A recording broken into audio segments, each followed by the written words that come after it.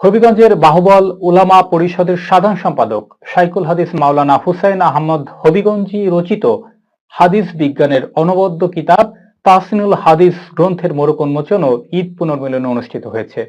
সহকর্মী কামরুল হাসান জানান, সোমবার বেলা 11:30টায় বাহুবল উলামা পরিষদ আয়োজিত উপজেলা পরিষদ মিলনায়তনে আলেম ওলামাগণের ঈদ পুনর্মিলনী অনুষ্ঠানে তাহসিনুল হাদিস গ্রন্থের মোড়ক উন্মোচন করা হয়েছে।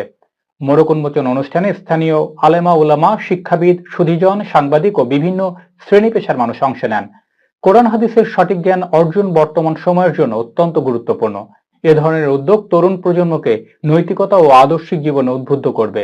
এসব দিক বিবেচনায় বইয়ের লেখক হাদিস শিক্ষার প্রসার ও ইসলাম জ্ঞানের চর্চা বৃদ্ধি করতেই তাহসিনুল হাদিস গ্রন্থটি রচনা করেন।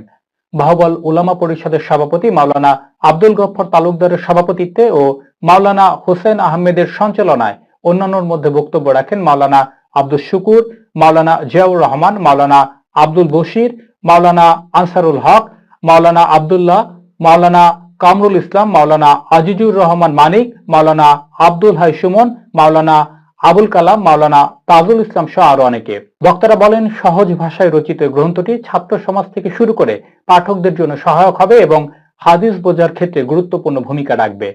তাহসিনুল হাদিস গ্রন্থটির মোড়ক উন্মোচন শেষে এক কপি বই 50,000 টাকা দিয়ে সংগ্রহ করেছেন একজন পাঠক। আমার জন্য এবং আমার ছাত্রদের জন্য ঘন্টার সময় আমি লিখেছিলাম নোট হিসেবে।